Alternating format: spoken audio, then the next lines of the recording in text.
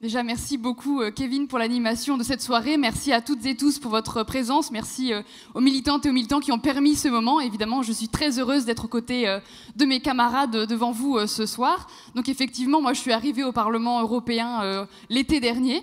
Et donc dès mon arrivée, dès le premier jour, j'étais avec Rima, j'ai voulu la suivre et on m'a dit non madame, là c'est réservé aux députés. Donc évidemment, ils m'ont pris pour la collaboratrice de Rima, ce qui aurait été un honneur, mais pour le coup, j'étais sa collègue. Et régulièrement, comme ça, on me sort ce genre de phrase. Par exemple, à la cantine, on me demande si je veux la réduction stagiaire. Non, merci, ça ira, j'ai un bon salaire. Ou alors, on va me dire, mais elle arrive quand, madame la députée ? Bah, monsieur, je suis devant vous, donc voilà, c'est assez régulièrement que ça arrive. Et c'est assez logique parce qu'au Parlement européen, le profil type du député, ça va plutôt être un homme blanc d'un certain âge et qui va porter sur lui les codes de l'institution. Donc forcément, quand des camarades comme Rima, comme moi, on arrive au Parlement européen, la mise à jour a un petit peu du mal à se faire, mais ils peuvent compter sur nous pour montrer que les jeunes ont leur place au Parlement européen, que Rima a sa place au Parlement européen et que toute la délégation a sa place. Mais évidemment, on dérange parce que les voix insoumises ne sont pas calibrées pour le Parlement européen, mais on est très fiers justement de cette marque, mais d'autant plus fiers que le Parlement européen, et pour la première fois de son histoire, recule en termes de parité et recule aussi en termes de rajeunissement. Et on l'explique par une chose, c'est la percée de l'extrême droite sur cette mandature. Parce que l'extrême droite déteste les femmes et donc il n'envoie même pas de femmes au Parlement européen parce que dans certains pays, eh bien, la parité des listes n'est pas obligatoire. Et donc c'est pour ça qu'on a moins de femmes cette fois-ci. Et évidemment, il progresse dans les institutions et notamment, on a un commissaire à la santé qui est un fasciste puisqu'il a été choisi par Viktor Orban. Donc on est en train de nous dire que l'homme qui va s'occuper de la santé et des droits sexuels et reproductifs des femmes est un misogyne. Et donc moi j'ai eu justement à l'interroger. Et quand je lui ai demandé ce qu'il foutait là en tant que misogyne et fasciste à la santé des femmes, il m'a dit « mais je ne suis pas sexiste, j'ai une femme et 3 filles ». Donc vraiment le gars nous fait le remake de « je suis pas raciste, j'ai un ami noir ». Et c'est vraiment ce niveau-là au Parlement européen. Et évidemment, cette offensive réactionnaire contre le droit des femmes, contre les minorités de genre, se fait dans toute l'Europe, mais on a un pays qui est particulièrement marquant sur ça, c'est évidemment la Hongrie fasciste de Viktor Orban, qui là vient de faire passer une loi pour interdire la marche des fiertés à Budapest. Donc évidemment, puisqu'elle est interdite, on ira, et donc je serai notamment présente, mais Manon Aubry également, et sûrement d'autres camarades, à Budapest.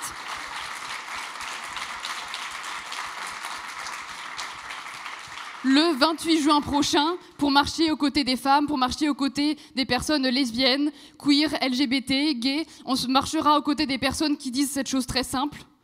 On a le droit d'aimer qui on veut, on a le droit de disposer librement de notre corps, on a le droit de se sentir en sécurité et libre, qui que nous soyons, et donc évidemment, aucune interdiction ne vaudra. On marchera le 28 juin et j'espère qu'on sera le plus nombreuses possible.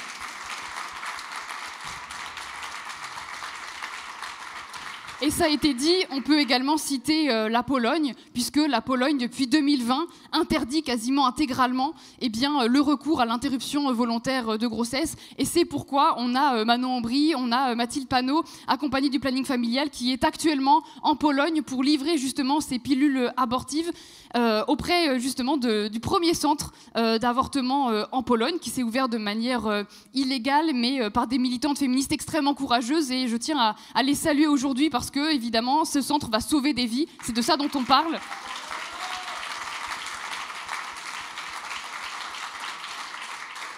Parce qu'en Pologne, on a déjà 6 femmes qui sont mortes à cause de cette interdiction. Donc nous, on ne dit pas une de plus.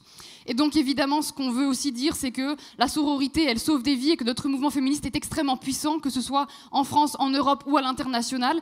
Par exemple, on a une initiative citoyenne européenne qui a recueilli 1,2 million de signatures pour demander à ce qu'on ait, pour toutes les femmes en Europe, un accès accessible, sûr et gratuit au droit à l'avortement. Donc c'est évidemment un combat qu'on a porté avec la délégation insoumise et qu'on va continuer à porter pour être sûr que ce droit soit effectif partout en Europe.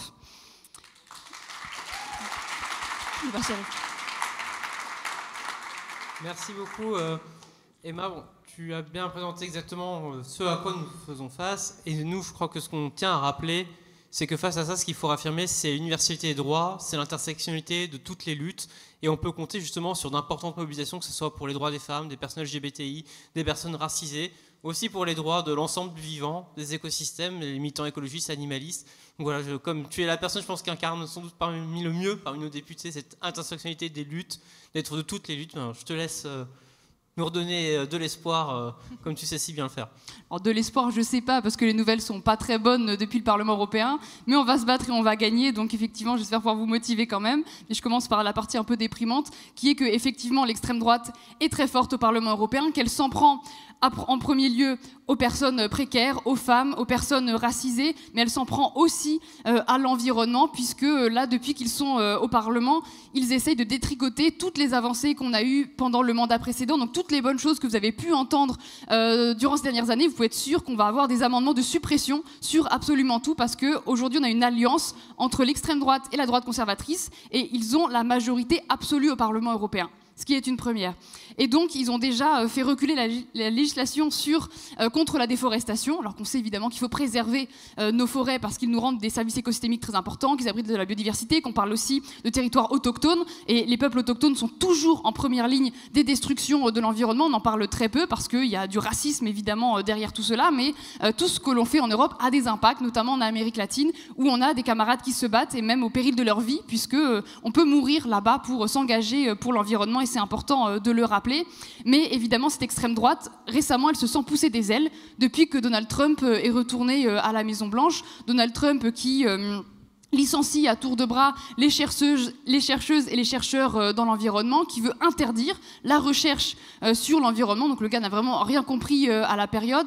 Donald Trump qui aussi veut annexer notamment le Groenland, à la fois pour y mettre des bases militaires, mais aussi pour piller les ressources du Groenland, alors qu'on a un peuple qui y habite et qui aspire à l'indépendance. Donc évidemment, il viole le droit à l'autodétermination de ce peuple. Donald Trump aussi qui soutient le génocide à Gaza, qui veut en faire la nouvelle Côte d'Azur au Moyen-Orient.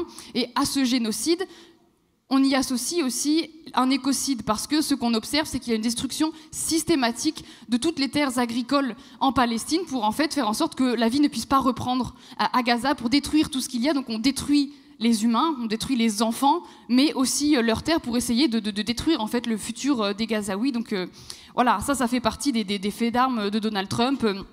Il a aussi considéré que les incendies qu'il y avait eu à Los Angeles, c'était à cause des écologistes, alors qu'on est à 20 ans bientôt après la catastrophe de l'ouragan Katrina, qui a coûté la vie à 1800 Américains, qui a coûté 100 milliards d'euros. Donc évidemment, déjà, les vies humaines, on ne pourra jamais les rattraper. Aucun argent ne peut faire revenir ceux qui sont morts justement du dérèglement climatique, mais même en matière de coûts économiques, c'est beaucoup plus cher de faire face aux catastrophes que de les anticiper.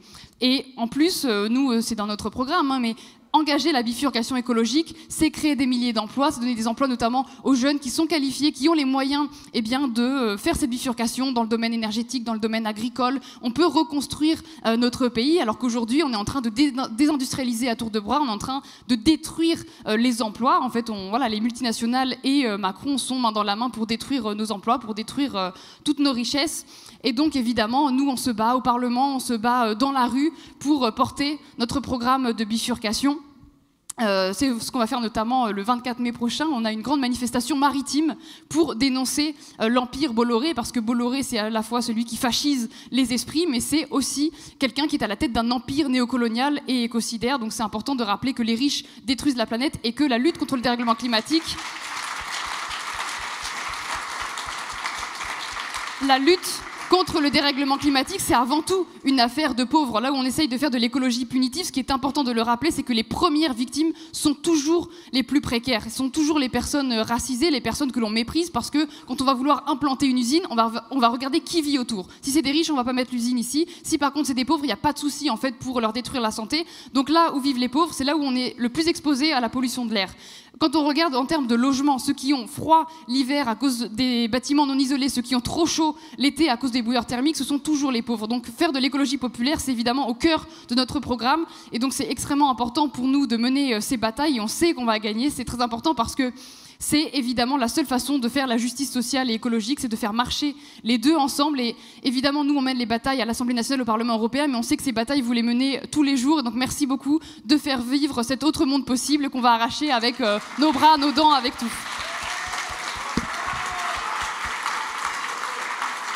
Merci beaucoup, Emma. Merci pour tout. Donc,